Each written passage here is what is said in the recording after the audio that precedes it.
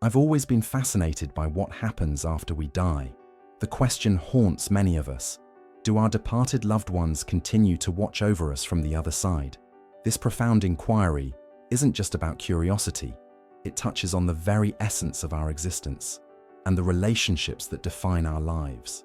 Throughout human history, different cultures and spiritual traditions have offered various perspectives on this mystery.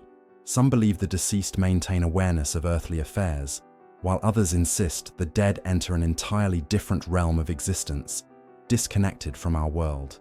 While researching this topic, I encountered the remarkable work of Edgar Cayce.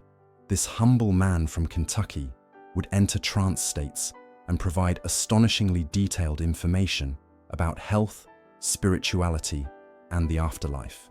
What made Edgar's insights particularly compelling was how they seemed to bridge Eastern spiritual concepts with Western religious traditions. My own journey into this question began after losing my grandmother. In the weeks following her funeral, strange coincidences occurred. Her favorite song playing at unexpected moments, dreams where she appeared with messages, and the inexplicable feeling of her presence during difficult decisions. Were these merely psychological coping mechanisms, or something more? As I spoke with others who had similar experiences, I discovered I wasn't alone. A friend described how, after her father's passing, she found herself instinctively avoiding a dangerous situation on the highway, something she couldn't explain but felt certain was her father's intervention. Another acquaintance shared how he found an important family document in a place he'd searched multiple times before, only discovering it on the anniversary of his mother's death. These personal stories, while compelling, aren't conclusive evidence. The scientific community generally dismisses such accounts as coincidence, wishful thinking, or the mind's attempt to find patterns and meaning during grief. Psychologists might explain these experiences as our brain's way of maintaining bonds with those we've lost, a natural and healthy part of the grieving process. Yet across different religious traditions, we find consistent themes suggesting continued connection between the living and the dead. In many practices, prayers for the deceased are believed to help them in their spiritual journey. This implies some form of ongoing relationship between our world and wherever they have gone. What makes this question so powerful is how it intersects with our deepest fears and hopes. We fear true separation, the idea that those we love are completely gone, while hoping that consciousness, in some form, continues beyond physical death. The possibility that our loved ones might still witness our triumphs and sorrows offers both comfort and, for some, a sense of moral accountability. As I continue this exploration, I find myself drawn to a middle path, one that neither dismisses these experiences nor accepts them uncritically. Perhaps the truth lies somewhere between absolute separation and complete awareness, in a realm where the borders between life and death are more permeable than we've been taught to believe. I decided to delve deeper into historical records and spiritual teachings regarding the connection between the living and the dead. What I discovered was a tapestry of beliefs far more complex than I initially imagined. Ancient civilizations from Egypt to China established elaborate rituals to honor their ancestors, believing the deceased could influence earthly affairs. The Egyptians left offerings in tombs, convinced the dead required sustenance in the afterlife. Chinese families still burn paper money and offerings, maintaining the belief that ancestors need these items in the spirit world. These practices suggest a persistent conviction that the dead remain connected to our realm. Modern Western perspectives, however, have largely embraced a more clinical approach to death. The divide between science and spirituality created a chasm in our understanding, with empirical evidence demanding tangible proof that consciousness survives physical death. Yet countless individuals continue to report meaningful encounters with departed loved ones. Dr. Raymond Moody, who coined the term near-death experience in 1975, documented over 1,000 cases of people who were clinically dead before resuscitation. Many described floating above their bodies, moving through tunnels of light, and encountering deceased relatives. While skeptics attribute these experiences to oxygen deprivation or neurochemical reactions in the dying brain, the consistency of these accounts across cultures and age groups remains striking. My research led me to the work of Dr. Elizabeth Kubler-Ross, who spent decades working with dying patients. She documented numerous cases where the terminally ill reported seeing and conversing with previously deceased relatives in the days or hours before their own deaths. These deathbed visions often brought immense comfort to the dying, suggesting a transitional meeting place between worlds. During a particularly intense period of my investigation, I spoke with Maria, a hospice nurse with 30 years of experience. "I've witnessed too many inexplicable moments to dismiss them," she told me quietly. Patients who haven't spoken for days suddenly having lucid conversations with invisible visitors. People with no prior knowledge somehow knowing when a distant relative has passed. There's something happening that goes beyond what medical science can explain. The scientific community has begun exploring these phenomena more seriously in recent decades. Studies at prestigious institutions have examined after-death communication, ADC, where the bereaved experience what they believe to be contact from deceased loved ones. Dr. Julie Beichel's controlled laboratory studies at the Winbridge Research Center have yielded intriguing results when testing mediums under blinded conditions. What fascinates me most are the patterns that emerge from these diverse sources. The dead rarely seem concerned with mundane details of earthly life. Instead, communications often center around reassurance, unresolved emotions, or guidance during significant life events. This suggests not constant surveillance, but rather a selective awareness based on emotional connection. I recalled the teachings of Edgar, who described the afterlife not as a distant realm, but as a different vibrational state existing alongside our own. His readings suggested that consciousness continues on multiple planes simultaneously, and that the deceased maintain awareness of their loved ones through bonds of affection and shared experience rather than continuous observation. One afternoon, while visiting a small church in New England, I encountered an elderly man who shared his experience following his wife's death after 60 years of marriage. I was driving home from her funeral when our song came on the radio, an obscure tune they never play anymore. The car filled with her perfume. I know what people would say, coincidence, grief, imagination, but I've lived long enough to know when something is real. She was there just for a moment, letting me know she was okay. These personal accounts, while anecdotal, raise profound questions. If consciousness is merely a product of brain function, how do we explain shared death experiences where healthy individuals report similar visions while attending to a dying loved one? Or the numerous cases where people report receiving information they couldn't possibly know through conventional means? The quantum physics concept of non-locality, where particles once connected continue to affect each other regardless of distance, provides an intriguing scientific parallel. Could consciousness operate similarly, maintaining connections that transcend physical separation, even death? As I continued my exploration, I realized that perhaps the most important question isn't whether the dead watch us, but rather how this possibility might transform how we live. If our actions and choices remain visible to those we've lost, does this change how we navigate our remaining days? Does it challenge us to live more authentically, knowing that true separation might be an illusion? I found myself standing at a crossroads in my research. Having explored both historical beliefs and contemporary accounts, I needed to understand how different spiritual traditions view the relationship between the living and the dead. This exploration led me to unexpected revelations about the nature of consciousness itself. Buddhism teaches that consciousness continues after death, entering either rebirth or various transitional states. The Tibetan Book of the Dead describes in intricate detail the experiences of consciousness during the 49 days following death. Within this tradition, the deceased retain awareness of their loved one's grief, but are encouraged to release earthly attachments to progress spiritually. This suggests not constant watching, but a gradual transition where awareness of earthly matters diminishes.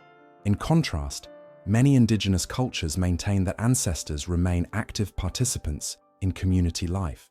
The Maori of New Zealand believe departed family members become guardians who guide and protect their descendants. During important ceremonies, the veil between worlds thins, allowing direct communication. Similarly, Mexican Day of the Dead celebrations create sacred space for reconnection with ancestors who are believed to visit during this time. Islamic tradition holds that the soul enters a state called barzakh, a barrier or intermediate realm between death and resurrection.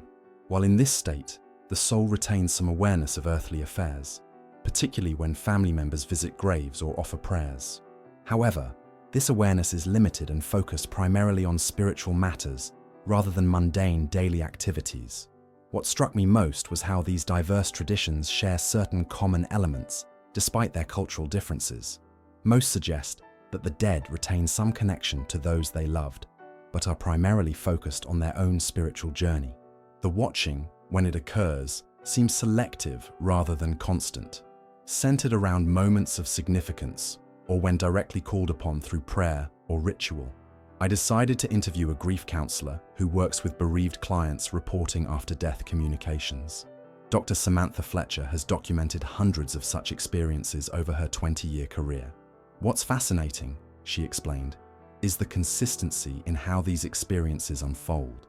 They typically occur during transitional states, while falling asleep, waking up, or during meditation. The deceased rarely appear as ghostly figures. Instead, they communicate through symbols, synchronicities, or sensory experiences. A familiar scent, a significant song, or objects moving in meaningful ways. Dr. Fletcher noted that these experiences often occur at pivotal moments: births, marriages, graduations, or during times of crisis when guidance is most needed. This suggests not continuous watching, but rather an awareness of emotional states and significant life events. I recalled a profound experience shared by James, a combat veteran who lost his best friend in Afghanistan.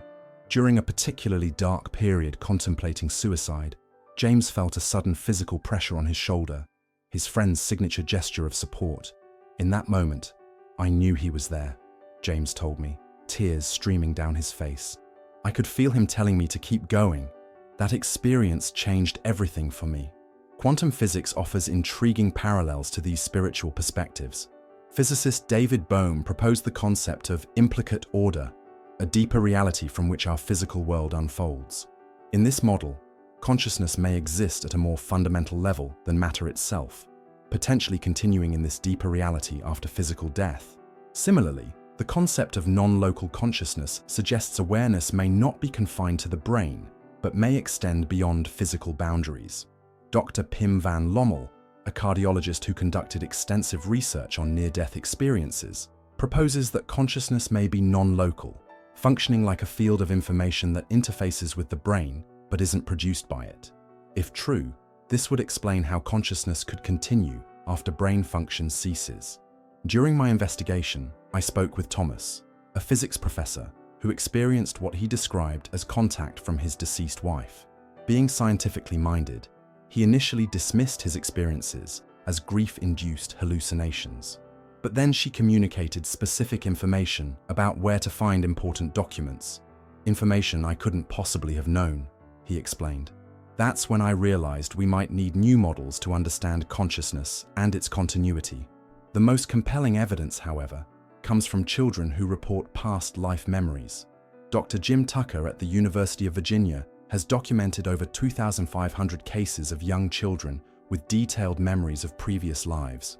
Many provide verifiable details about deceased individuals they couldn't have known through normal means, including obscure personal information, cause of death, and even where valuable items were hidden. What surprised me was learning how these various traditions, scientific explorations, and personal accounts align with what Edgar once described during his readings. He spoke of the afterlife as consisting of various vibrational states or dimensions, with consciousness continuing its journey through these planes. The dead, according to his readings, maintain awareness of loved ones through bonds of affection that transcend physical death, but their primary focus shifts to their own spiritual evolution. As I compiled these diverse perspectives, I began to see patterns emerge. The veil between worlds may be thinner than we've been taught to believe. Perhaps the question isn't whether the dead watch the living, but rather how the relationship between consciousness, love, and perception continues beyond physical separation. As my journey neared its conclusion, I found myself contemplating the profound implications of all I had discovered. If consciousness indeed continues beyond physical death, and if some form of connection persists between the living and the departed, how might this reshape our understanding of existence itself? I spent a week at a monastery in the mountains, speaking with monks who maintain ancient practices of communicating with ancestors. Brother Michael, who had spent 40 years in contemplative practice, shared an insight that resonated deeply. The question of whether the dead watch us assumes separation that may not exist. Perhaps we're asking the wrong question.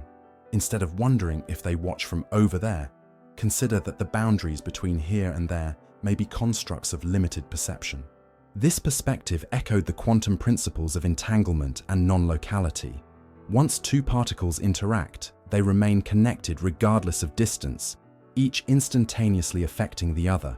Perhaps consciousness operates similarly, maintaining connections that transcend our conventional understanding of space and time. During my research, I encountered the work of Dr.